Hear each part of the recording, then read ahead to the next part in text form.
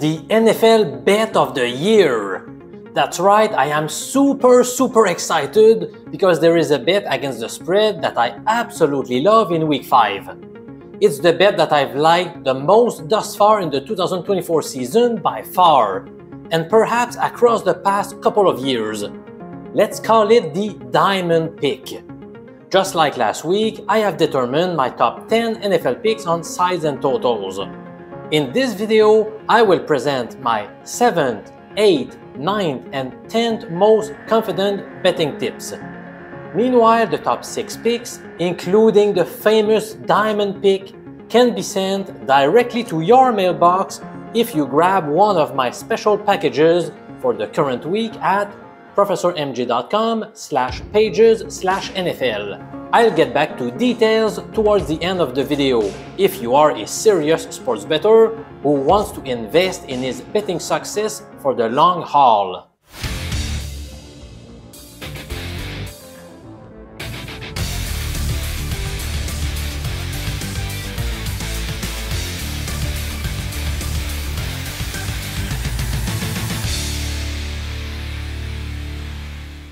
NFL Best Bet number 10. I am betting the Broncos minus 2.5 points against the Raiders. This pick all starts with the Davante Adams distraction. There are many reports claiming he has requested to be traded. He is unlikely to play with a hamstring injury, whether this injury is fake or not. Vegas also played without its top defensive player last week, defensive end Max Crosby. Based on the latest news, he appears to be trending in the wrong direction. It feels like he will miss a second straight game.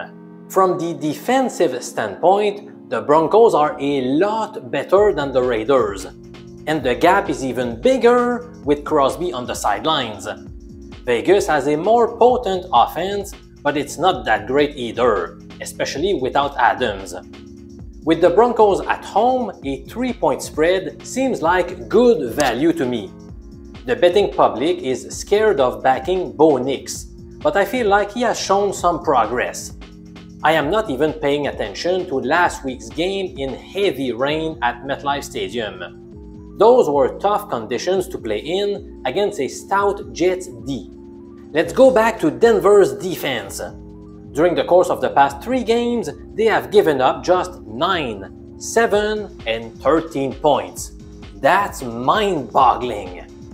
Finally, the Broncos will be looking to avenge a couple of losses against these same Raiders last year. Indeed, Denver lost 17-16 at home before getting beat 27-14 in Vegas.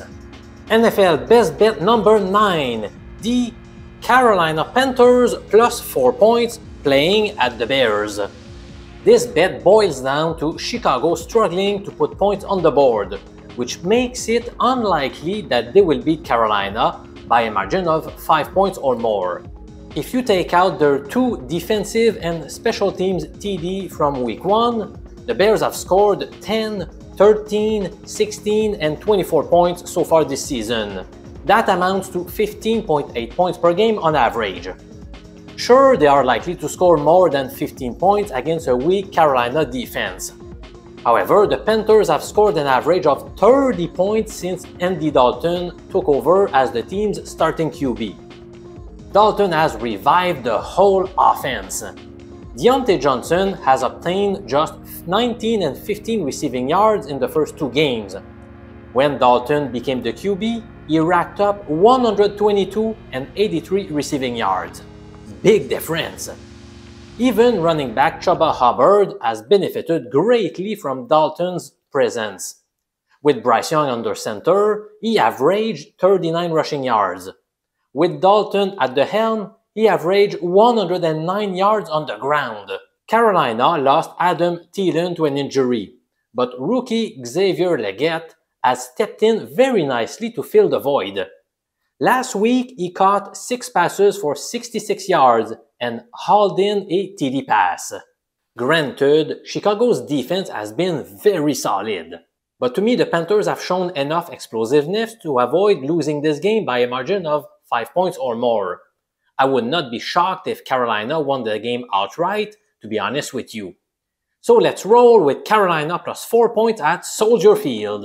NFL best bet number 8. I am taking over 45.5 points to be scored in the Colts-Jaguars matchup.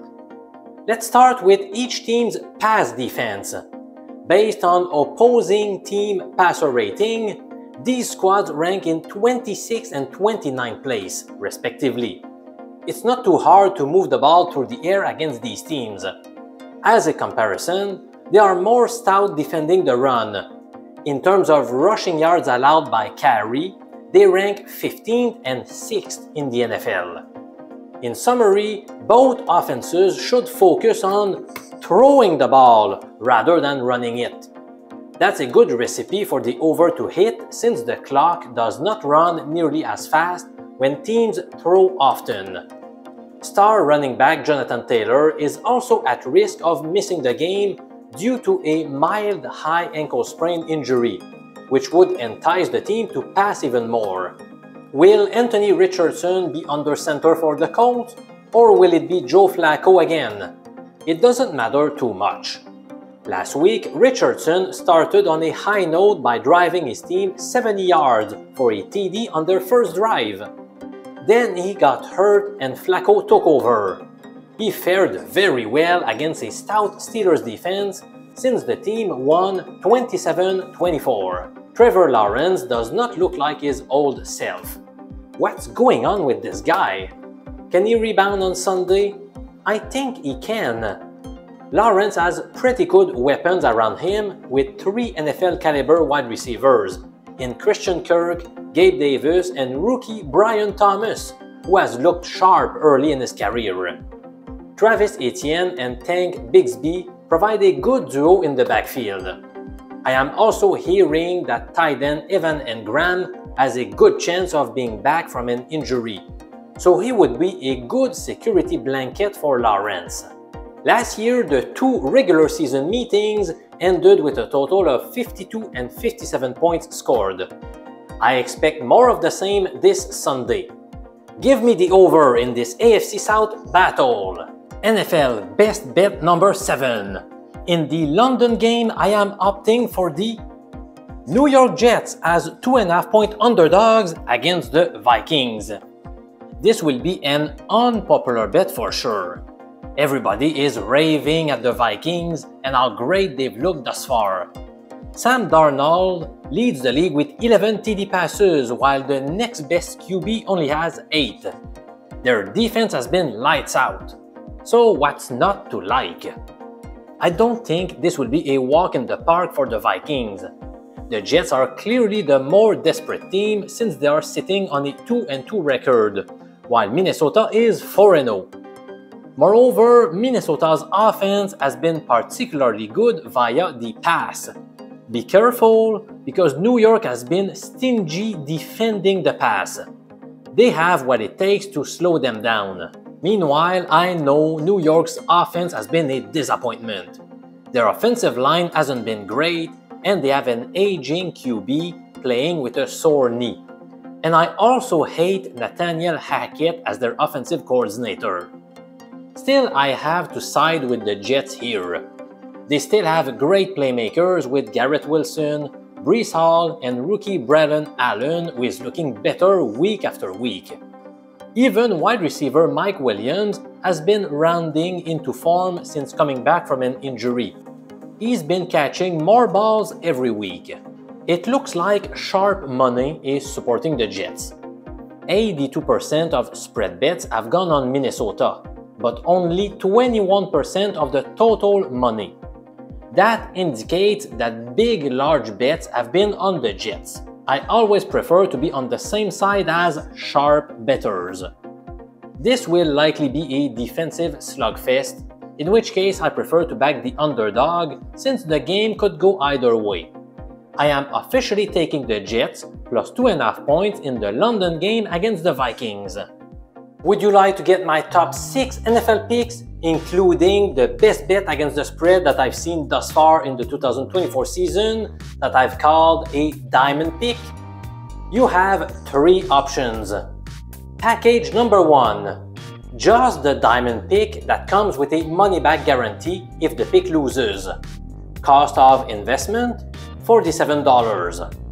Package number 2. Picks number 2, 3, 4, 5, and 6 in return of a $37 investment. No guarantees associated with this package.